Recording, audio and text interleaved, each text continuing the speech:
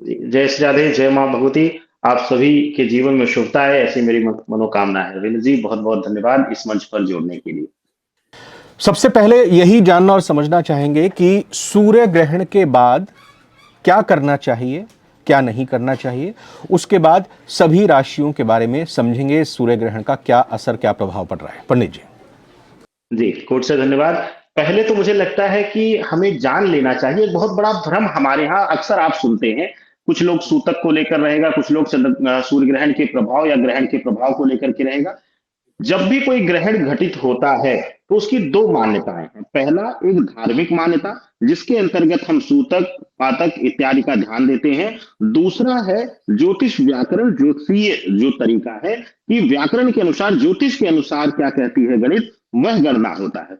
जो सूतक या पातक मान्य होता है वह धार्मिक मान्यताओं के अनुसार, और जब पूर्ण ग्रहण दृश्य नहीं होता है या दृश्य नहीं होता है जिस धरा पर, वहां पर जो है सूतक मान्य नहीं है। लेकिन ऐसा कह देना कि इसका कोई जो है असर नहीं है, यह निराधार है, और ज्योतिष व्याकरण भी इसकी जो है परमिशन नहीं देता, यानी आज्ञा नहीं देता है। क्योंकि ज्योतिष के अनुसार जो सूर्य है हमारे लिए, जो हमारे ब्रह्मांड का, हमारे सौरमंडल का जो सूर्य है वह एक है। वह चाहे साउथ अफ्रीका हो, चाहे अमेरिका हो, चाहे भारतवर्ष हो, हर जगह वही प्रकाशमान कर रहा है। और जाहिर सी बात है, सूर्य ज्योतिष गणित के अनुसार पितामह कहा जाता है, यानी कि जो है ग्रहों का राजा, या पिता के कारक तत्व के लिए, आत्मीय कारक तत्व के लिए कहा जाता है। तो ऐसी अवस्था में अगर सूर्य कहीं भी ग्रसित होगा पूरे विश्व में, कहीं भी वहां पर जो है ग्रहण होगा, तो जाहिर सी बात है हमारे जीवन पर भी कुछ न कुछ प्रभाव उसका आएगा।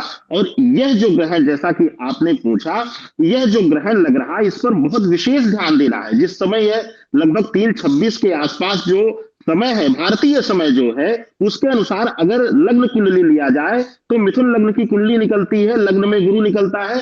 नवम भाव में जहां पर ग्रहण लग रहा है कुंभ राशि में, वहां पर पंचग्रही योग बने हुए हैं, पांच पांच ग्रह एक साथ बैठे हुए हैं।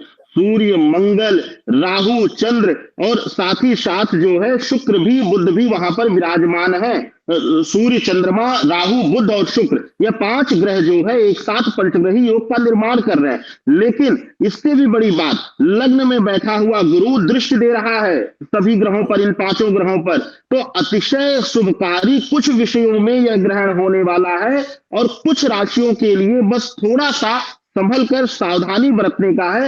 लेकिन अगर ओवरऑल देखा जाए तो यह ग्रहण जो है डराने के लिए नहीं है, बल्कि इसकी शुभता लेने के लिए। क्योंकि जब पंचग्रही योग बनता है, साथ ही साथ जो है गुरु बृहस्पति दृष्टि देते हैं। गुरु और सूर्य एक परस्पर मित्र है, एक दूसरे के पूरक भी माने जाते हैं। तो ऐसी अवस्था में यह ग्रहण डरने के लिए नहीं है, डराने के लिए नहीं है, सही रास्ता पकड़कर, सही मार्ग पकड़ करके आगे बढ़ने के लिए है। और सूर्य की जो इस समय ऊर्जा प्रभावित हो रही है, उसको और बल दे करके हम अपने मान सम्मान, पद प्रतिष्ठा इत्यादि की प्राप्ति को और ज्यादा बढ़ा सकते हैं, यानी अपने आप को लाभान्वित कर सकते हैं। अविल जी।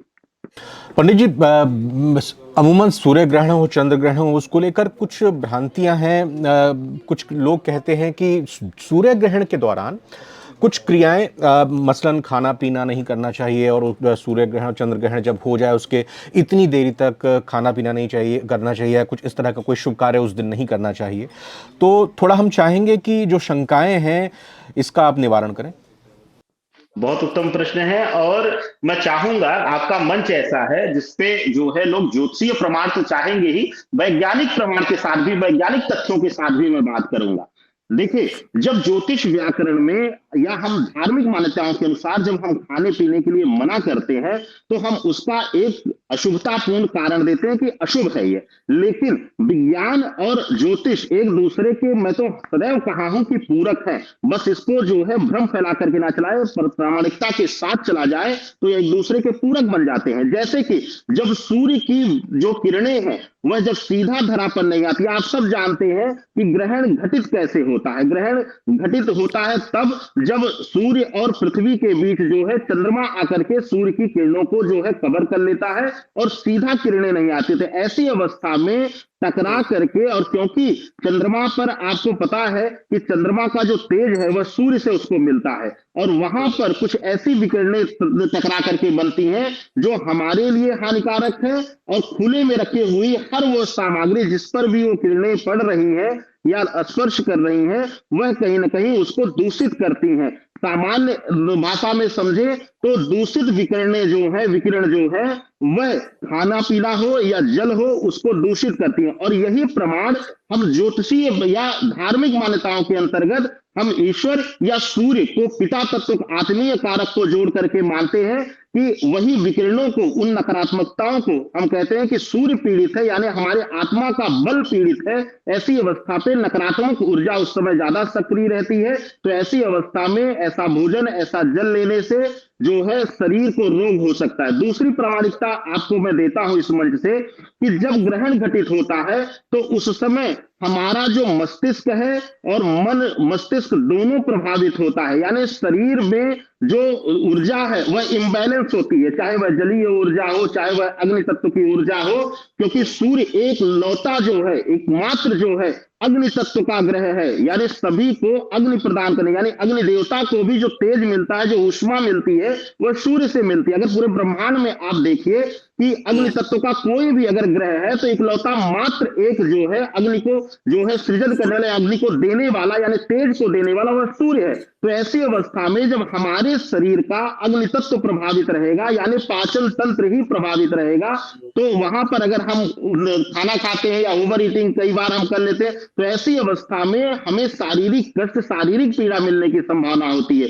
और इसी के बिल्कुल विपरीत हम ज्योतिषीय या धार्मिक मान्यता हमें कहते हैं कि जी सीधा कि ये जी हानिकारक है। अगर ग्रहण घटित हो रहा है तो ये चीजें दूषित है, या चीजें जो है अपवित्र है, इनको आप भोजन या जल के रूप में मत लीजिए। और दोनों ही प्रामाणिक तत्व बस एक ही तरफ इशारा करते हैं, आपका स्वास्थ्य, आपका मन, आपका शरीर जो है स्वस्थ रहे, बस। सूर्य ग्रहण के कितनी देर तक भोजन को हमें अवॉइड करना चाहिए?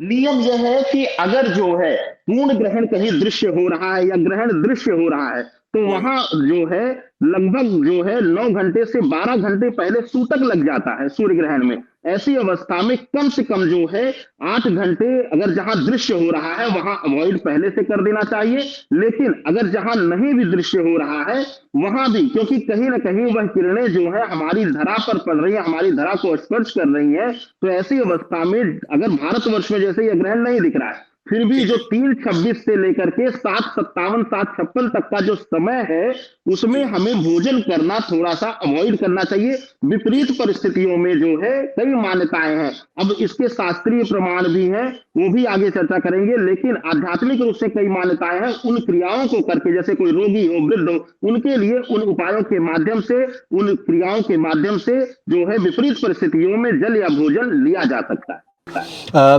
भोजन सिर्फ लेने से परहेज करना चाहिए या फिर भोजन भी इस अवधि के दौरान नहीं बनाना चाहिए?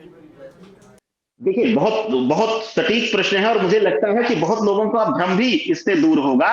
ना इस समय पुराना पका हुआ भोजन करना चाहिए, ना नए भोजन को पकाना चाहिए, और ना ही भोजन लेना चाहिए। ऐसी अवस्था में अब जो लोग आटा गूंथ करके रखे हुए हैं वो भी दूषित है, जो लोग जो है चावल बना करके खुले में रखे हुए हैं वो भी दूषित है। तो आपको ना पका हुआ भोजन खाना है ना पकाना है। यह जो है बर्ताव हर प्रकार से रहता है, अगर आप जो है बर्ताव कर ले जाए तो अति उत्तम रहेगा। पंडित जी, आपने हमारे व्यूअर्स को, हमारे दर्शकों को इतनी अच्छे तरीके से वैज्ञानिक और ज्योतिष को मिलाकर जो जानकारी दी, जो अपनी बातें रखी, मैं बहुत बहुत शुक्रगुजार हूँ अपनी टीम की तरफ से। बहुत बहुत धन्यवाद, आप हमारे साथ जुड़े। आगे भी इसी तरह से लोगों को हम ज्योतिष संबंध में जानकारी आपके माध्यम से देने की कोशिश करेंगे। फिलहाल बहुत बहुत शुक्रिया, नमस्कार। पंडित जी, आपने हमारे व्यूअर्स को, हमारे दर्शकों को इतनी अच्छे तरीके से वैज्ञानिक और ज्योतिष को मिलाकर जो जानकारी दी, जो अपनी बातें रखी, मैं बहुत बहुत शुक्रगुजार हूँ अपनी टीम की तरफ से। बहुत बहुत धन्यवाद, आप हमारे साथ जुड़े। आगे भी इसी तरह से लोगों को हम ज्योतिष संबंध में जानकारी आपके माध्यम से देने की कोशिश करेंगे। फिलहाल बहुत बहुत शुक्रिया, नमस्कार।